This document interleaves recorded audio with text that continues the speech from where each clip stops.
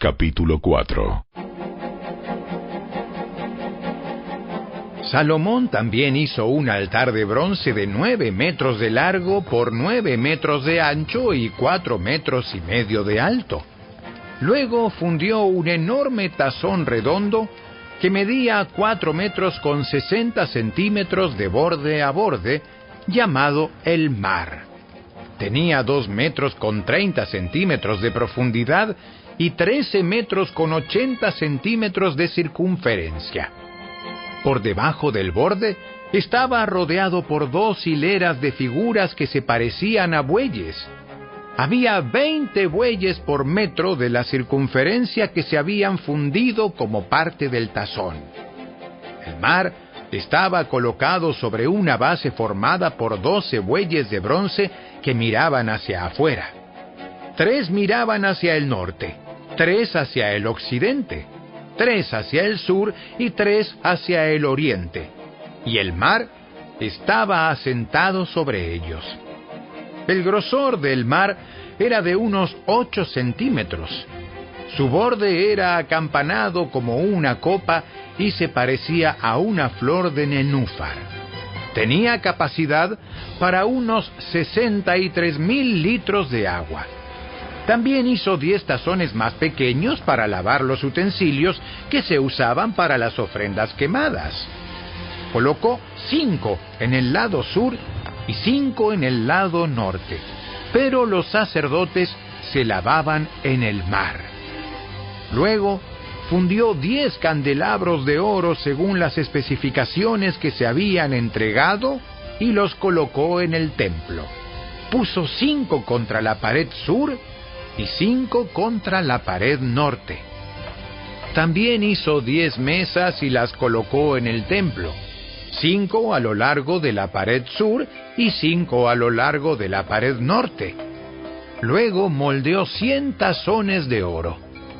Después edificó un atrio para los sacerdotes y también el gran atrio exterior. Hizo puertas para las entradas de los atrios y las revistió de bronce.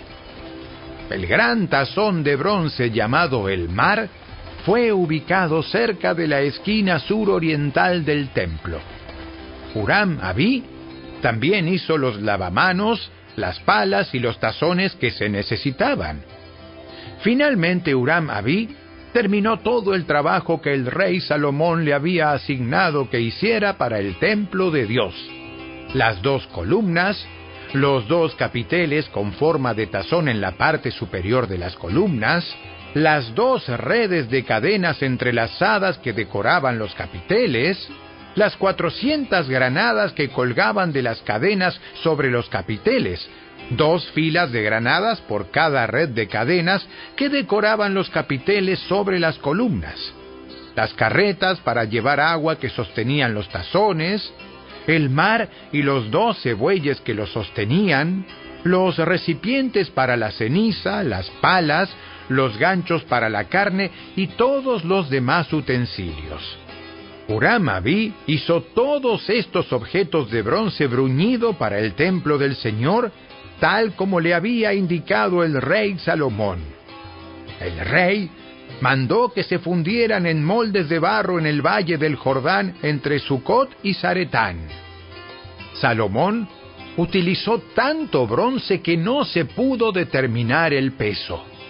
Salomón también hizo todo el mobiliario para el templo de Dios: el altar de oro, las mesas para el pan de la presencia, los candelabros y sus lámparas de oro macizo para que ardieran frente al lugar santísimo como está establecido, las decoraciones de flores, las lámparas y las tenazas, todo del oro más puro, las despabiladeras para las lámparas, los tazones, los cucharones y los recipientes para quemar incienso, todo de oro macizo, las puertas para las entradas al lugar santísimo y al salón principal del templo revestidas de oro.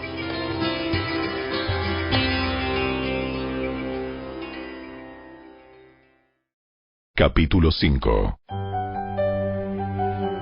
Así terminó Salomón todo su trabajo para el templo del Señor.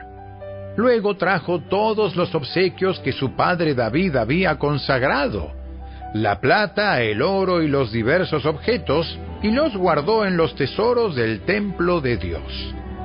Entonces Salomón mandó llamar a los ancianos de Israel y a todos los jefes de las tribus, los líderes de las familias patriarcales de Israel, para que fueran a Jerusalén.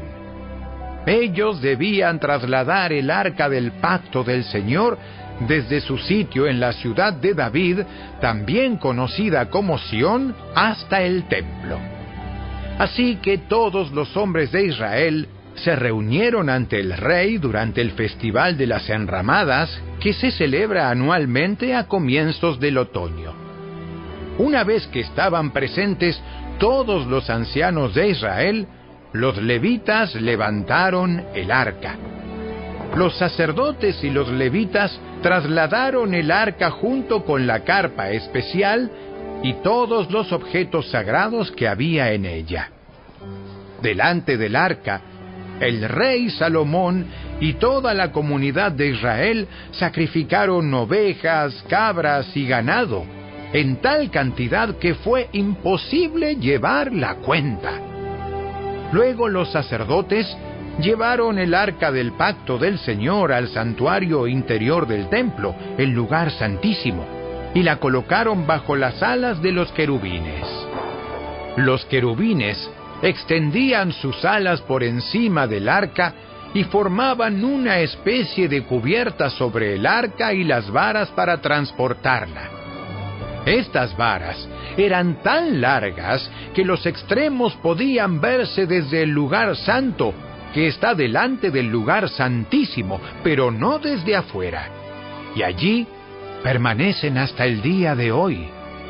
Lo único que había dentro del arca eran las 2 tablas de piedra que Moisés había colocado en ella en el monte Sinaí, donde el Señor hizo un pacto con los israelitas cuando partieron de Egipto. Luego los sacerdotes salieron del lugar santo. Todos los sacerdotes presentes se habían purificado, estuvieran o no de turno ese día. Los levitas, que eran músicos, Asaf, Emán, Jedutún y todos sus hijos y hermanos, vestidos de mantos de lino fino, estaban de pie en el lado oriental del altar y tocaban címbalos, liras y arpas. A ellos se les unieron 120 sacerdotes que tocaban trompetas.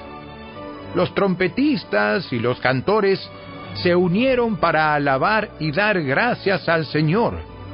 Al son de trompetas, címbalos y otros instrumentos, elevaron sus voces y alabaron al Señor con las siguientes palabras: ¡Él es bueno! ¡Su fiel amor perdura para siempre! En ese momento, una densa nube llenó el templo del Señor. Los sacerdotes no pudieron seguir con la celebración a causa de la nube, porque la gloriosa presencia del Señor llenaba el templo de Dios.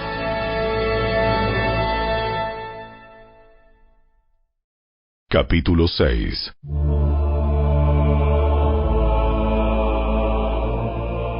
Entonces Salomón oró: Oh Señor, tú dijiste que habitarías en una densa nube de oscuridad. Ahora te he construido un templo glorioso, un lugar donde podrás habitar para siempre. Luego el rey se dio vuelta hacia toda la comunidad de Israel, que estaba de pie ante él, y después de bendecir al pueblo, dijo: Alabado sea el Señor, Dios de Israel, quien cumplió la promesa que le hizo a mi padre David. Pues le dijo a mi padre: desde el día en que saqué a mi pueblo de la tierra de Egipto, nunca escogí una ciudad de ninguna de las tribus de Israel como el sitio donde se construyera un templo para honrar mi nombre. Tampoco elegí a un rey para que guiara a mi pueblo Israel, pero ahora he elegido a Jerusalén como el lugar para que mi nombre sea honrado, y he elegido a David, para que sea rey de mi pueblo Israel. Después, Salomón dijo: Mi padre David quería construir este templo para honrar el nombre del Señor, Dios de Israel. Pero el Señor le dijo: Tú querías construir el templo para honrar mi nombre. Tu intención es buena, pero no serás tú quien lo haga. Será uno de tus hijos quien construya el templo para honrarme. Ahora el Señor ha cumplido la promesa que hizo, porque he llegado a ser rey en lugar de mi padre, y ocupo el trono de Israel, tal como el Señor lo prometió. He construido este templo para honrar el nombre del Señor, Dios de Israel. Allí he colocado el arca, la cual contiene el pacto que el Señor hizo con el pueblo de Israel. Luego Salomón, de pie ante el altar del Señor y frente a toda la comunidad de Israel, levantó las manos en oración.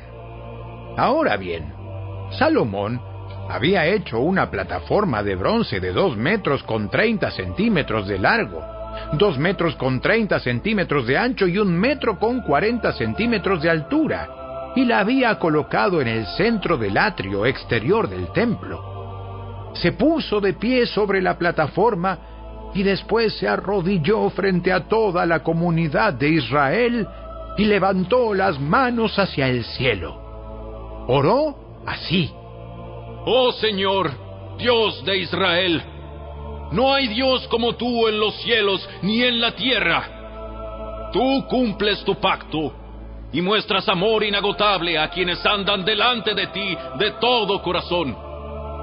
Has cumplido tu promesa a tu siervo David, mi padre. Pronunciaste esa promesa con tu boca y hoy la has cumplido con tus propias manos. Ahora, oh Señor, Dios de Israel, lleva a cabo la otra promesa que le hiciste a tu siervo David, mi padre, cuando le dijiste: si tus descendientes cuidan su comportamiento y siguen mi ley con fidelidad, así como tú lo has hecho, siempre habrá uno de ellos sentado en el trono de Israel. Ahora, oh Señor, Dios de Israel, cumple esta promesa que le hiciste a tu siervo David. Pero ¿es realmente posible que Dios habite en la tierra entre seres humanos? Ni siquiera los cielos más altos pueden contenerte, mucho menos este templo que he construido. Sin embargo, escucha mi oración y mi súplica, oh Señor mi Dios. Oye el clamor y la oración que tu siervo te eleva. Que día y noche tus ojos estén sobre este templo, este lugar del cual tú has dicho que allí pondrías tu nombre. Que siempre oigas las oraciones que elevo hacia este lugar. Que atiendas las peticiones humildes y fervientes de mi parte y de tu pueblo Israel cuando oremos hacia este lugar. Sí, óyenos desde el cielo donde tú vives, y cuando nos escuches, perdona. Si alguien agravia a otra persona y se le exige que haga juramento de inocencia ante tu altar en este templo, oye entonces desde el cielo y juzga entre tus siervos, entre el acusador y el acusado. Paga al culpable según su merecido. Absuelve al inocente debido a su inocencia.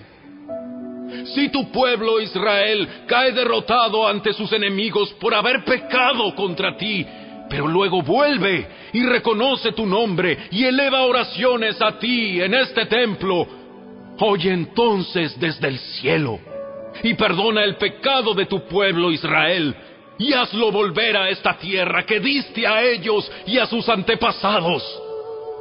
Si los cielos se cierran y no hay lluvia porque tu pueblo ha pecado contra ti, y si luego ellos oran hacia este templo y reconocen tu nombre y se apartan de sus pecados porque tú los has castigado, oye entonces desde el cielo y perdona los pecados de tus siervos, de tu pueblo Israel.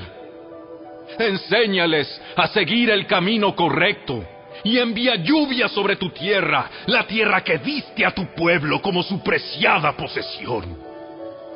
Si hay hambre en la tierra, o pestes, o plagas en los cultivos, o ataques de langostas u orugas, o si los enemigos de tu pueblo invaden el territorio y sitian las ciudades, cualquiera sea el desastre o la enfermedad que ocurra, si luego tu pueblo Israel ora por sus dificultades con las manos levantadas hacia este templo, oye entonces desde el cielo donde vives y perdona. Haz con tu pueblo según merecen sus acciones, porque solo tú conoces el corazón de cada ser humano. Entonces ellos te temerán y andarán en tus caminos mientras vivan en la tierra que diste a nuestros antepasados. En el futuro, los extranjeros que no pertenezcan a tu pueblo Israel oirán de ti. Vendrán de tierras lejanas cuando oigan de tu gran nombre, de tu mano fuerte y de tu brazo poderoso. Cuando ellos oren en dirección a este templo, oye entonces desde el cielo donde vives y concédeles lo que te pidan. De esa forma, todos los habitantes de la tierra llegarán a conocerte y a temerte, igual que tu pueblo Israel. También sabrán que este templo que he construido honra tu nombre. Si tu pueblo sale a donde tú lo envías a luchar contra sus enemigos, y si ora a ti en dirección a esta ciudad que has escogido y hacia este templo que yo he construido para honrar tu nombre, oye entonces desde el cielo sus oraciones y defiende su causa. Si ellos pecan contra ti, y quien nunca ha pecado, tal vez te enojes con ellos y permitas que sus enemigos los conquisten y los lleven cautivos a una tierra extranjera, ya sea cerca o lejos. Sin embargo, tal vez en esa tierra, donde estén desterrados, se vuelvan a ti arrepentidos y oren así: hemos pecado, hemos hecho lo malo y hemos actuado de manera perversa. Si ellos se vuelven a ti con todo el corazón y con toda el alma en la tierra en la que estén cautivos, y oran en dirección a la tierra que diste a sus antepasados, hacia esta ciudad que escogiste y hacia este templo que he construido para honrar tu nombre, oye entonces sus oraciones y sus peticiones desde el cielo donde vives y defiende su causa. Perdona a tu pueblo que ha pecado contra ti. Oh Dios mío, que tus ojos estén abiertos y tus oídos atentos a todas las oraciones que se eleven a ti en este lugar. Ahora levántate, oh Señor Dios, y entra en tu lugar de descanso junto con el arca, símbolo de tu poder. Que tus sacerdotes, oh Señor Dios, se vistan de salvación. Que tus leales servidores se alegren en tu bondad. Oh Señor Dios, no rechaces al rey que has ungido. Recuerda tu amor inagotable hacia tu siervo David.